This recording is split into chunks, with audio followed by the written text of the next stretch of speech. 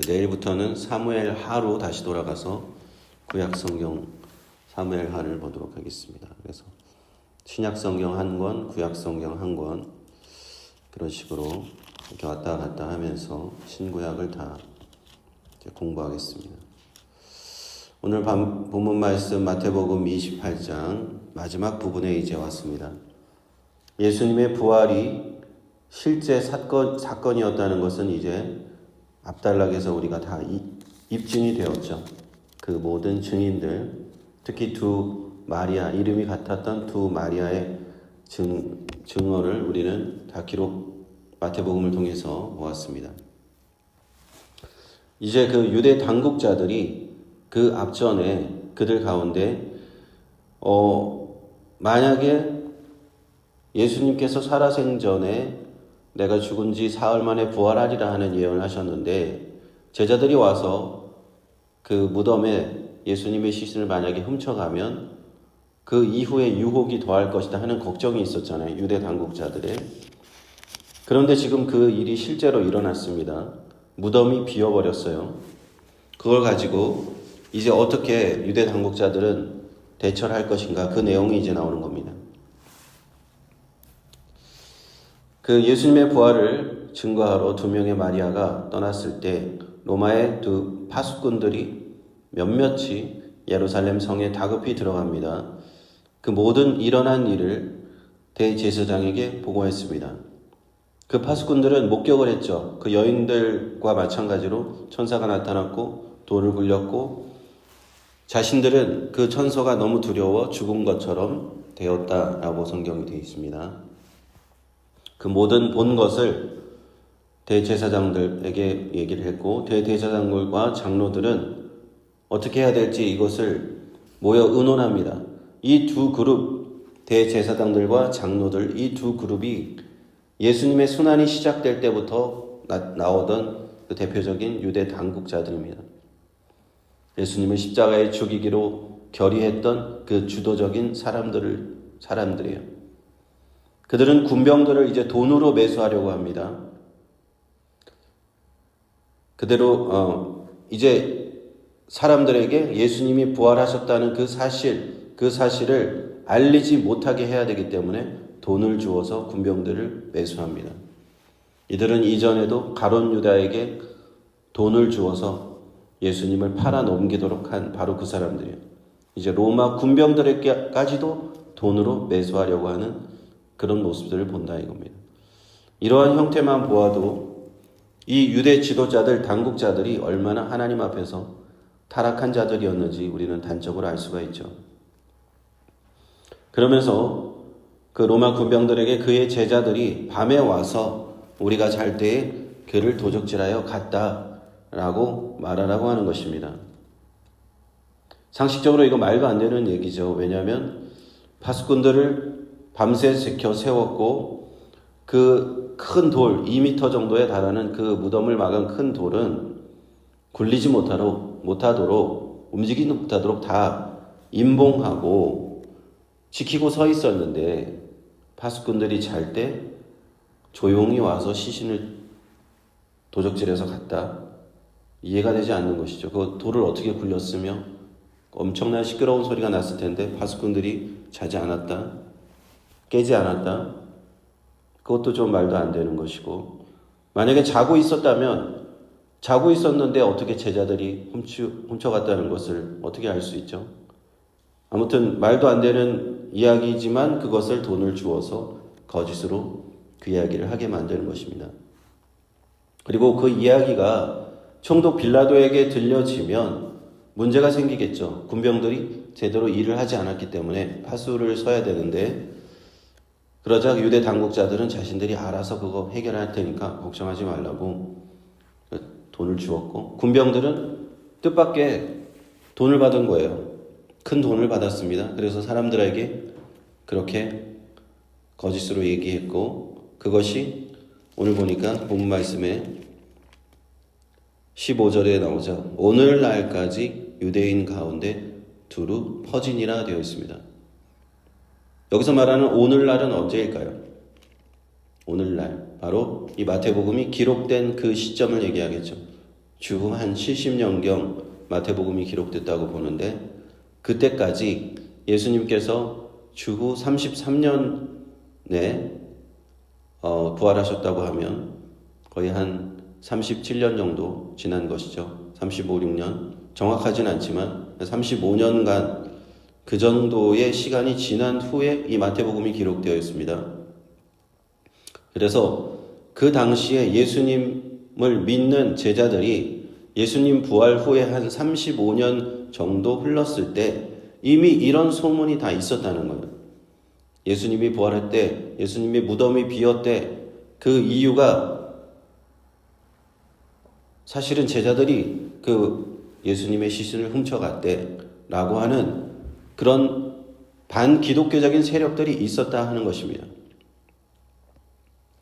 우리는 예수님 시대로부터 지금 2000년이나 지난 시대에 예수님을 믿고 있잖아요. 그래서 예수님 당시에는 예수님을 믿기가 더 쉬웠을 거라고 하기가 쉽습니다.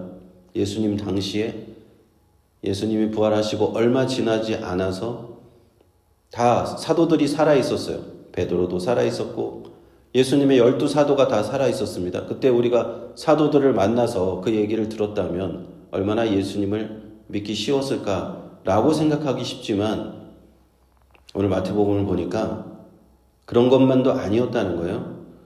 예수님 부활 승천하신 후 사도들이 아직도 버젓이 살아있는데도 불구하고 그들이 성령을 충만하고 복음을 전하고 있는데도 불구하고 반기독교적인 내용들이 유대 사회에 유대인들 가운데 퍼져나갔다. 예수님을 부활한 목격자들 두 여인과 사도들이 다 살아있는데도 불구하고 어떤 사람들은 예수님의 부활을 믿지 않았다는 거예요. 예수님이 무덤이 비었다. 그것은 제자들이 훔쳐간 거야 하면서 자기들끼리 그렇게 소문을 내면서 그거 거짓말이야 믿지 마 라고 하는 이야기가 있었다는 걸 오늘 15절을 통해서 알 수 있습니다. 이렇게 보면요, 예수님을 믿는다는 것은, 예수님의 부활을 믿는다는 것은 예수님 시대 당대나 지금이나 이러한 장애물을 극복해야 되는 거예요. 반기독교 세력들이 자꾸만 믿지 못하게 거짓을 이야기하고 예수님 부활은 가짜다라고 하는 그런 얘기들을 하는 겁니다. 오늘날도 우리가 예수님 부활하셨어, 무한 부활절날 온 세계에서 예수님을 부활을 축하하는 우리가 예배를 드리지만 세상에 나가서 예수님 부활을 증거하면 그건 가짜 이야기다, 지어낸 이야기다라고 많은 사람들이 아직도 그렇게 얘기하고 있죠. 그것이 2000년 동안 그렇게 계속 그렇게 되어 왔다는 거예요. 믿지 않는 사람들 계속 믿지 않았고 믿는 사람들, 복음을 받아들이는 사람들은 계속 받아들여 왔다는 것을 알 수 있습니다. 이제 예수님의 부활의 이야기는요, 마태복음서 전체의 절정으로 최종적인 결론에 우리가 이루고 있는 겁니다. 이름이 같았던 두 여인, 이 마리아 그리고 제자들에게 예수님은 나타나셨고 예수님은 부활하신 그 모습 그대로 제자들에게 나타나셨습니다. 그리고 그 유명한 지상대명령 마태복음 28장 18절에서 20절 맨 마지막 우리 세 구절이죠. 영어로는 The Great Commission이라고 합니다. 이 지상명령이 이제 마태복음 전체의 결론이 되는 겁니다. 이 결론을 맺기 위해서 마태복음 1장부터 지금까지 달려온 거예요. 16절에 보면 11제자, 가룟 유다를 제외한 11제자가 갈릴리로 갔다고 하였습니다. 여인들의 증언을 듣고 갈릴리로 가서 바로 예수님이 처음 사역을 시작하셨던 바로 그 지역, 그곳에서 다시 예수님을 만나는 거예요. 처음에 예수님이 제자로 불렀던 바로 그 지역, 베드로와 안드레와 야고보와 요한, 고기 잡는 어부들을 제자로 부르시고 수많은 12제자를 택하여 부르신 바로 그곳에서 예수님이 다시 만나시는 거예요. 그리고 이제 다시 그들에게 사명 주시는 겁니다. 이번에는 부활하신 예수님께서 제자들에게 만나셔서 다시 사명 주시는 거예요. 명하시던 산에 이르렀다 하는데 이 산은 전통적으로 예수님이 변화되셨던 산, 변화산 다볼산으로 우리는 생각을 하고 있어요. 11 제자들은 예수님을 뵙고 경배하였습니다. 여인들도 예수님의 부활하신 예수님의 발을 붙잡고 경배했던 것과 같이 제자들도 그랬는데요. 그 뒤에 구절이 굳이 이런 말을 첨가할 필요가 있을까 하는 구절이 하나 있어요. 그게 뭔가 17절에 오히려 의심하는 자도 있더라 그렇게 되어 있어요. 11 제자가 예수님 부활하신 예수님을 직접 만났는데 아직까지 오히려 의심하는 자도 있더라. 이런 말이 있어요. 11 제자들 예수님이 잡히시던 밤에 다 도망갔었죠. 베드로만이 어떻게 끝까지 따라가려다가 다 물기 전에 3번이나 부인하고 도망갔었습니다. 그 부활하신 예수님을 만난 그들은 얼마나 미안한 마음이었을까요? 얼마나 죄송한 마음이었을까요? 그리고 부활하신 예수님을 다시 봐서 얼마나 놀라고 이것이 진짜 일어난 일인가 의심하는 그런 마음도 있었겠죠. 그런 복합적인 마음이 그 제자들에게 있었다는 것을 마태복음은 담담하게 기록을 하는 겁니다. 오히려 의심하는 자가 있었다는 겁니다. 예수님을 직접 보았는데도, 부활하신 예수님을 직접 보았는데도 그렇다는 겁니다. 이 말씀은요, 어떻게 보면 우리 예수 믿는 사람들의 마음을 조금 대변해 주는 것 같아요. 우리 가운데 이런 복잡한 마음이 있을 수 있어요. 예수님을 우리가 믿습니다. 예수님 앞에 경배를 드리고 우리가 찬양하고 예배하지만 우리들의 신앙인들의 현재의 신앙인들의 마음에도 그런 의심이 들 때가 있다 하는 겁니다. 심지어 사도 바울 11 제자들조차도 예수님이 부활하시는 것을 보고도 그 마음이 오락가락하는 마음이 있었다는 거예요. 의심하는 마음이 있었다는 겁니다. 그래서 우리가 예수님을 믿는 이 과정 속에서 우리는 예수님을 정말 믿는다 고백하지만 그것이 때때로 의심이 되고 의심이 동반되고 정말 예수님이 계신가 하나님이 계신가 그런 의심이 든다고 해도 너무 걱정할 필요 없어요. 다 그 신앙의 과정입니다. 제자들도 이런 과정을 거쳤다는 거예요. 그리고 나중에 성령께서 임하셨을 때 제자들은 진실로 부활하신 예수님을 알게 되었고요. 성령께서 그들 가운데 임하셨을 때 확실한 증거들이 나타나기 때문에 예수님 정말 부활하셨고 승천하셨고 예수님 보내신 그 성령으로 이렇게 하나님이 역사하시는구나. 자신들의 눈앞에 펼쳐지는 그런 하나님의 역사들을 보면서 그들은 신앙이 확고해져 간다는 것입니다. 우리의 신앙도 그렇습니다. 우리의 신앙도 하루하루 확고해져 가는 거예요. 처음부터 누가 그런 한 번도 흔들리지 않고 예수님을 그렇게 확고하게 믿는 사람이 누가 있어요? 의심했다가 정말인가? 그렇게 하면서 하나님을 이렇게 만나가는 것이고 예수님의 부활하신 예수님을 우리는 확고하게 만나간다 하는 것입니다. 그런 상태의 그 11 제자들에게 이제 예수님은 지상 명령을 내려주십니다. 18절부터 예수께서 나와 일러 가라사대 하늘과 땅의 모든 권세를 내게 주셨으니 하십니다. 예수님은요 제자들에게 너희가 왜 나를 버리고 도망갔어? 너희들 왜 믿음이 없어? 너희들 왜 의심하니? 라고 책망하지 않으시고 예수님은 그 제자들을 향해서 담대하게 내가 너에게 이제 사명을 주겠다. 이렇게 선포하시는 겁니다. 놀라운 선포의 말씀이죠. 이제 하늘과 땅의 모든 권세가 내게 있다 말씀하십니다. 십자가에 예수님께서 하나님의 뜻에 순종하셔서 십자가에 죽으시고 인류의 모든 죄를 대신 지시고 이제 속죄 제물이 되신 후에 하나님께서 예수님을 다시 살리시니까 이제 어떤 일이 일어났는가? 온 우주 만물, 피조 세계, 이 하나님이 창조하신 이 모든 세계를 다스릴 수 있는 절대적인 권한이 바로 부활하신 예수님께 주어지셨다 하는 사실입니다. 그것은요, 예수님이 십자가에 지시기 이전에는 없었던 일이에요. 예수님께서 십자가에 죽으시기 이전과 이유가 다른 것입니다. 부활하시기 이전과 이유가 다른 것입니다. 이제 예수님은 부활하심으로써 온전히 하나님의 그 영광을 받으시고 하나님 오른편에 영광스럽게 올려주시고 이제 장차 이 세상을 심판하러 오실 심판주가 되시는 겁니다. 그러므로 이 말을 담대하게 제자들에게 하시는 거예요. 그 다음에 무엇입니까? 그러므로 너희는 가서 모든 족속에게 제자를 삼아 아버지와 아들과 성령의 이름으로 세례를 주고, 이제 세 가지를 말씀하십니다. 첫 번째, 모든 족속으로 제자를 삼아라.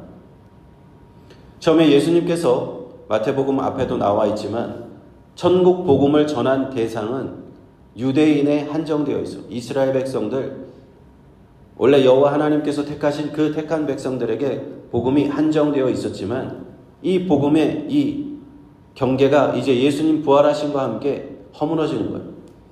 이제는 이 온 세상의 권세를 다 받으신 예수님께서 더 이상 유대 이스라엘 안에서만 갇혀 있는 것이 아니라 온 땅에, 온 세상에 전 우주적으로 복음을 전하라고 말씀하시는 겁니다.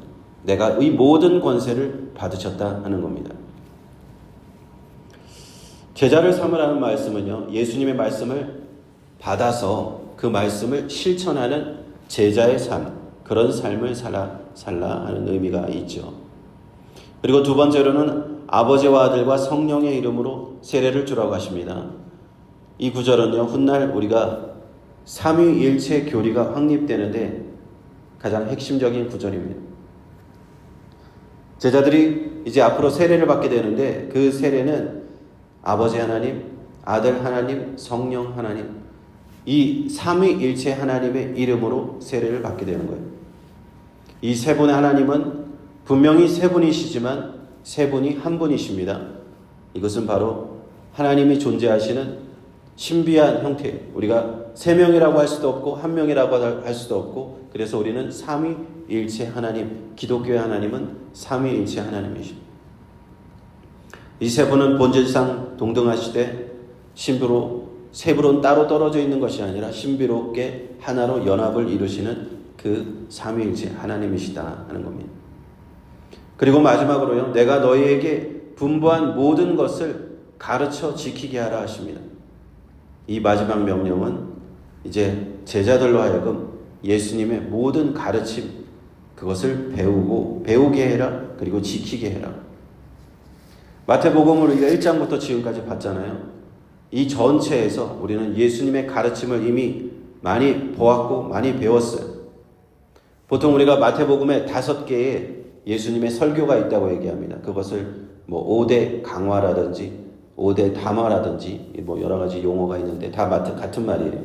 5군데의 예수님의 가르침이 이렇게 분포가 되어 있어요. 첫 번째는 무엇입니까? 마태복음 5장 7장에 있는 산상수훈이죠. 천국 백성의 윤리, 팔복이 있고 율법의 참뜻이 무엇인지 또 주기도문을 가르치신 이러한 것들이 있는 것이 마태복음 5장 7장 산상수훈. 마태복음 10장에는 무엇이 있었습니까? 제자 파송 설교. 제자들이 어떻게 이 전도 사역을 할 것인가, 그 가운데 일어날 일들에 대한 가르침이시고요. 마태복음 13장에 가면은 천국 비유에 관한 가르침이 있습니다. 천국은 이러한 것이다. 천국의 비밀에 대한 가르침이 있으셨고요. 마태복음 18장에 가면은 교회 공동체에 관한 설교를 하십니다. 교회 생활은 앞으로 이렇게 해야 된다. 어떻게 우리가 용서해야 되고 겸손해야 되고 어떻게 우리가 형제 자매들을 권면해야 되나, 그런 것들이 18장에 있고요.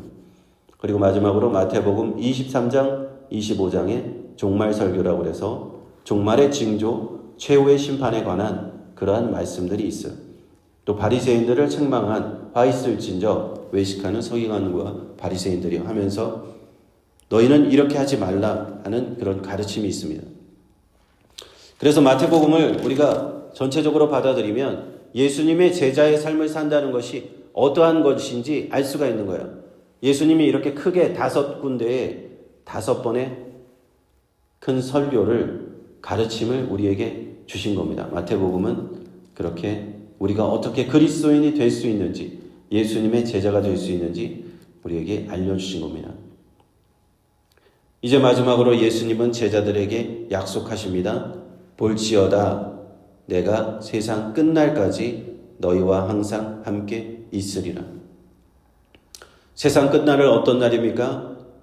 주님께서 약속하신 그날, 최후의 심판날, 예수님께서 다시 오시는 그날, 재림하실 때 양과 염소를 갈라 악한 자와 의로운 자를, 믿는 자와 믿지 않는 자를 갈라서 심판하실 바로 그날, 이 모든 세상의 종말을 말씀하시는 겁니다. 그날까지 내가 너희와 항상 함께 있으리라. 이것을 이제 헬라어 문법을 보면은 에고 에임이라고 해서 문법이 미래가 아니에요. 미래형이 아니고 현재형이에요. 현재. 내가 너희와 항상 함께 있다. 그리고 풀었으면요. 오늘도 함께 있고 내일도 너희와 함께 있고 내가 어떻게 끝날까지, 이것을 우리는 지속적이고 영속적인 현재형이라고 말합니다. 예수님이 이 약속을 하셨는데 그 제자들에게 내가 오늘도 너희와 함께 있듯이 내일도 함께 있는 것이고 모레도 함께 있는 것이고 마지막 날까지 함께 있는 것이다.